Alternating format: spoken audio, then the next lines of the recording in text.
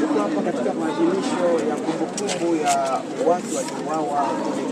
Kuna ujumbe gani leo kwa jumuiya ya kimataifa? Tumekuja hapa kupongeza wandugu walioachwa na familia zao waliouawa Gatumba na Bibokoboko na nafasi nyingine. Tumekuja kuambia kwamba hata vile kungali matumaini. Angalau wameuawa sababu ya vile walivyo, hawakufanya dhambi yoyote. Lakini hapa kunakuwa miaka 22 watu 166 wameuawa kwa kambi ya Gatumba ndani ya nchi ya Burundi. Walikuwa ndani ya kambi ya ukimbizi, walikuwa wanachungwa na watu wa UN, Umoja wa Mataifa. Hapo serikali ya Burundi iliahidi kwamba itasaidia kwa justice. Waongozi wa Umoja wa Mataifa waliahidi kwamba wenye walifanya kitendo hicho watashikwa na kupelekwa mahakamani. Leo inakuwa miaka 22 years. Hakuna hata mtu mmoja aliyeshikwa, aliyepelekwa mahakamani. Hata wale waliosema wao wenyewe kama ni wao waliua watu, na wako hapo Bujumbura, wanatembea, wanafanya kazi, walisema kwa redio nyingi, BBC na RFI, kwamba ni wao waliua watu. Hakuna hata mtu mmoja aliyepelekwa mahakamani. Tunaendelea kuomba Umoja wa Mataifa na nchi Kongo na nchi Burundi kuleta justice, kutafuta wale watu waliofanya kile kitendo na wahukumiwe. Kama haifanyike, watu wataendelea kuua wengine sababu wanajua kwamba kuna impunity. Kwa leo tumekuja kufanya commemoration kusudi tuwape pole wale walioachwa na kuendelea kuwahimiza kuishi hata vile. Na tunaendelea kuomba na Umoja wa Mataifa kwamba ni mambo ya aibu kusema kambi ya UNHCR iliyo under responsibility ya Umoja wa Mataifa watu wauawe, hakuna hata neno moja. Haiwezekani. Lakini shida tunayo kwa leo ni kwamba serikali hizo zilipashwa kuleta justice. Serikali ya Kongo na serikali ya Burundi zinaendelea kutuma jeshi kuua wenye mlenge milimani Minembwe. Leo wanatuma drones na hata ndege za kuua raia, na watu wanakufa, watu wanakimbia. Ndio maana kwa leo we have thousands, maelfu ya wenye mlenge wanakuwa Kenya wakimbizi, maelfu ya wenye mlenge wanakuwa Uganda, maelfu ya wenye mlenge wanakuwa Rwanda, maelfu ya wenye mlenge wanakuwa Burundi. Hata vile Burundi na waacha wale maelfu kwa nchi yake, inaenda kuua wale walibaki nyumbani milimani. Basi na hayo yote tunaomba Umoja wa nchi za Afrika ya Mashariki, tunaomba UN, tunaomba AU wafanye jambo moja, kusimamisha hayo maafa, kusimamisha hayo mauaji na kusimamisha vile vikosi vyote vinatumia hata wa mercenaries na wanatumia ndege kuua raia kila siku hapo milimani. Haiwezekani. Kimya inaendelea na inatosha. Lakini bado mauaji yanaendelea hata huko Minembwe, drones zinatumiwa na jumuiya ya kimataifa bado ni kimya. Unazungumzia vipi ukimya huu wa jumuiya ya kimataifa? Kwangu mimi kunyamaza kwao, kimya yao, it's a kind of they are accomplice someone. Wanafanya pamoja na wale wauaji. Sababu Umoja wa Mataifa hawezi kukaa kimya wakati kuna watu mamia na maelfu wanakufa kila siku wakiuliwa na drones. Drones zinatumwa na serikali na wanatumia mercenaries. Kila mtu anakaa kimya. Utumiaji wa mercenaries is a crime. sheria za AU zinakataza, sheria za UN zinakataza. Mbona hakuna mtu hata mmoja anasema yule Eric Prince Marekani mwenye ana recruit wale wauaji, hakuna hata mtu mmoja anasema huyu ni nani, anafanya nini, simamisheni. So ndio maana kwa Wanyamulenge, because walikuwa karibu kumalizika, waliweza kujiorganize, wakaunda vijana wao, watoto wao, wakaunda kikundi ya kupigania wazazi wao. This is a shame, ni haya, ni aibu kwa serikali na serikali zingine, hata na organizations zingine. Naendelea kusema UN wanapaswa wasimame, wakaripie serikali ya Kongo inayotumia armed groups na mercenaries kuwa raia. Wacha nimuulize swali moja kwanza. Mheshimiwa kwanza wale kusumbua. Ningependa kwanza kwa upande kwa manufaa ya Wakenya ambao wanatazama, kama waweza kujibu swali langu, kianza kujibu, useme jina lako na wadhifa wako katika serikali. Tunataka kujua mmekuwa na mshaifanya mikutano labda na serikali ya Kongo na washikadau wote wale, na katika hayo makubaliano labda kama mlikuwa nayo, kuna nyaraka ambazo mmeandika chini kando. Unajua mara nyingi tumekuja tukafanya interviews ambazo tumezungumza kwa media, lakini kumekuwa na yale makubaliano ambayo mmeandika chini. Cha tatu, ningependa kujua kwamba sasa hivi tuko na East African Community ambayo iko Arusha. Kuna East African Community Parliament ambayo iko Arusha. Je, zinaweza kuwasilisha labda miswada ambayo inaweza kusema au kuzungumzia masuala ambayo yanafanyika katika maeneo ya Gatumba na Nyamulenge region zote.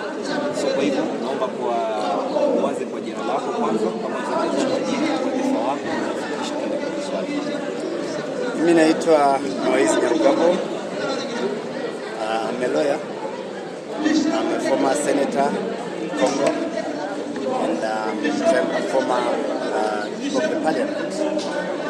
My last term ended in 2023. Yes. So, mimi ni mzaliwa wa Minembwe, hapo milimani ya eastern part of Congo. Ni mmoja ya wale Wanyamulenge tunaozungumzia leo. Nimeanza kusema kwamba wale Wanyamulenge walipata shida sana kwa nchi yetu ya Kongo, na chanzo cha shida ni kwamba kwa Kongo watu wengi wanasema Wanyamulenge si Wakongomani sababu ya vile wanafanana. Wao wanasema ni Wanyarwanda, wakiona sura sawa yangu wanasema ni Mnyarwanda, while kuna watu wananifanana wenye kuwa Uganda, kuna watu wa kunifanana wenye kuwa Kenya, kuna watu wa kunifanana wenye kuwa Tanzania, kuna watu wa kunifanana wenye kuwa Burundi. So ile shida ya nationality na management mbaya ya identity ndiyo ilikuwa chanzo. Ndiyo pale kwa 2004 kulikuwa vita Bukavu na Uvira, Wanyamulenge wakakimbilia Burundi Gatumba, na hapo watu wakajiorganize kutoka Kongo, mnamo Warundi, mnamo Wakongomani wenzetu, mnamo Interahamwe za Rwanda, wakaenda kwa kambi wakaua 166 kwa kambi ya UN. Ndiyo commemoration tunayofanya leo. It was on 13 August 2004. Ndiyo commemoration tumefanya. Tumeomba justice kwa Kongo. Kongo haikufanya kitu. Tumeomba justice kwa Burundi. Burundi hakufanya kitu. Tumeenda hata kwa Hague. Nimefika Hague. We dropped the complaint. Lakini individuals cannot seize the Hague, the ICC. Ni government au Umoja wa Mataifa. Hakuna mtu aliyefanya kitu kwa hiyo. Na kwa mauaji yanayoendelea, sababu haikumalizikia ile wakati 2004, mauaji meendelea, wakiwa watu wakisema ni Wanyarwanda wawafukuze watoke kwa nchi yao, while they are there for many hundreds of years. So ile mauaji meendelea na imefikia kiwango kwenye tumeseize ile koti ya Arusha, tumeandikia East Africa Community, tumeandikia hata na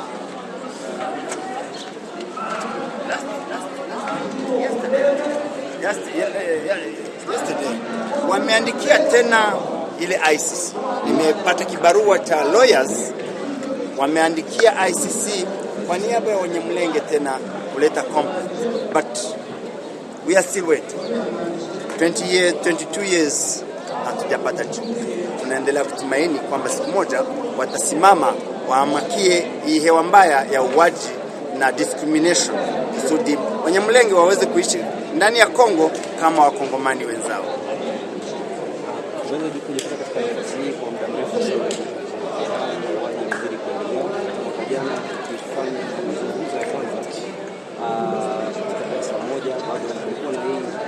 Kitu ambacho tunazidi kuona katika maeneo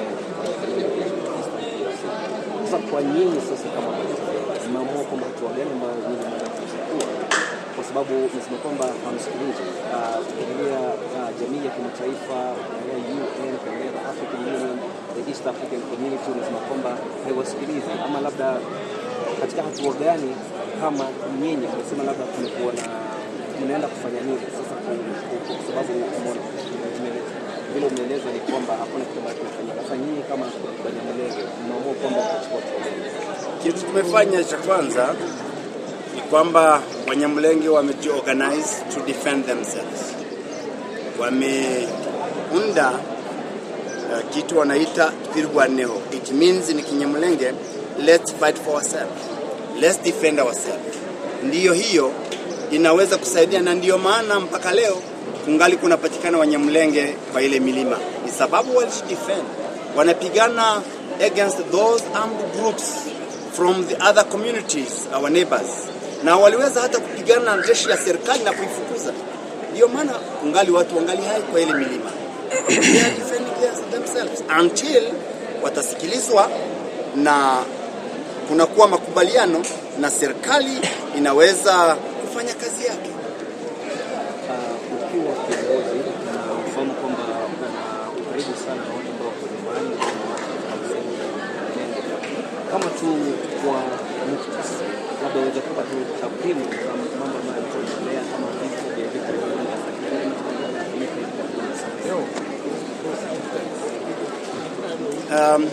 for 9 years now, kuna miaka 9, those armed groups za majirani wakisaidiwa na jeshi la serikali wameweza kuweka moto kwa around 480 villages. Wanaweka moto, wanaunguza nyumba, not house, villages. Wameweza kupora ngombe za Wanyamulenge, sababu Wanyamulenge ni wachunga ngombe. Wameweza kupora ngombe more than 500,000. Wameweza kuua thousands of people. And one time, for 1 year and 6 months, waliweza kufanya blockade. Wanafunga njia zote zenye zinaweza kupeleka watu kwenda sokoni. Hakuna dawa, hakuna chumvi, hakuna sukari for more than a year. Jeshi la serikali linafanya blockade, na jeshi la Burundi pamoja na those armed groups allied to them walifanya blockade for 1 year and 6 months until wameweza kushindwa kivika na wale vijana wa Kinyamulenge. Wao wanajipigania kuwafukuza kwa njia hiyo. Ndiyo maana leo there is a kind of situation inaanza kuelewa kidogo, wanaanza kupata chumvi na sukari na dawa. So but when a government is using means za serikali, wanatuma drones, hundreds of drones kupiga wananchi wenye hawana silaha, kupiga bombing houses za raia, bombing churches na masomo na hospitals. There's something very wrong. Ni hapo tulikuwa tunaomba international community kusimama na kuuliza hiyo government ya Kinshasa wanatafuta kufanya nini na wale raia. wale raia wamefanya nini kusudi wa deserve such energy, ile nguvu yote serikali inaweka kuwa watu in the villages kwa ile milima. Ndio maana tunaendelea kuandika na tuendelea to make calls to those leaders of the region wa East African community na wengine waweze kusimamia serikali ya Kongo na ya Burundi, because they are together kufanya hizo crimes. Swali la mwisho kama kiongozi kwamba wewe unaufahamu sana hasa katika mandhari na vitu ambavyo vinaendelea nyumbani. Kwa hivyo kama ungeulizwa kutoa shauri, hasa vile unazungumza ni kwamba kitu ambacho kinasumbua sana ni the issue of identity. So kama wewe kama kiongozi, kama mtu ambaye umekuwa katika sehemu za Nyamulenge, kama sehemu za DRC, Eastern DRC, nani ungeshauri hasa iweze kufuatiliwa au kuzingatiwa ili kuhakikisha shughuli nzima au matukio? Serikali inapaswa kumaliza jambo lolote linahusika na nationality na identity, because nationality doesn't care about how I look. Nationality haina rangi. Nationality haifuati urefu wa mtu au ufupi wake au rangi ya skin yake. Ni kusolve issue ya identity according to the law, not according to the emotion, not according to the hatred. Na serikali kufanya hiyo, kuna sheria na sheria zinasema Mkongomani, a Congolese of origin, ni mwenye alikuwa Congo when the Congo became independent in 1960. Wanyamulenge walikuwa Congo in 1700 or 6. Kuna wengine kwa history wanasema even 5. So after 400 years utasema mtu hayuko wa ile nchi aende wapi? Sababu anafanana na mtu fulani. So the government must stop such discrimination. Government inapaswa kusimamisha the hatred speech. Watu wanaendelea kuzungumza maneno ya ubaguzi na ya hatred. They have to be punished. Kama serikali haifanyi, watu wataendelea na wataendelea kuuana. And there is a kind of absence of serikali na kutumia sheria za nchi. Ndio serikali inapaswa kufanya, kusimamisha hayo maneno na kusema Mkongomani yeyote mwenye anakubaliwa kuwa Mkongomani kufuatana na sheria akuwe na rights za Wakongomani wengine wote, despite urefu wake, despite pua yake, despite nywele zake. Those elements don't enter in the criteria of the nationality. Kwa mfano, mwisho labda ambacho tumekisahau na labda unahisi kwamba ni vizuri kuendelea kufafanua zaidi kwa upande wako na kusema kitu. Neno la kwanza, nashukuru serikali ya Kenya na wananchi wa Kenya kuwapokea hawa watu, those thousands of Banyamulenge wa here, na kuwapa nafasi ya kuishi. But meanwhile, naomba serikali ya Kenya na serikali zingine za East Africa kusimama na kumuuliza Tshisekedi anapenda kufanya nini na wale wananchi wa nchi yake. Asimamishe ubaguzi, asimamishe discrimination, asimamishe ile speech ya hatred, na aunganishe wananchi, organize dialogue yenye itasaidia wananchi wote kuishi pamoja na kuongoza nchi kwa pamoja. So the Eastern Africa community wana responsibility ya to bring back peace in Congo kwa njia zote. Thank you so much. Asante.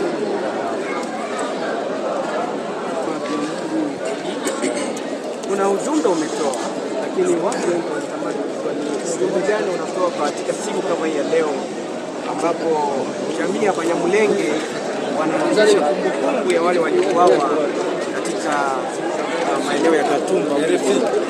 So kwanza kiongozi, kwa manufaa kama unaweza kujitambulisha majina na nafasi yako na Tumaini vya Mungu Eli. Niko kiongozi coordinator wa chama kidogo kiongozi, pole.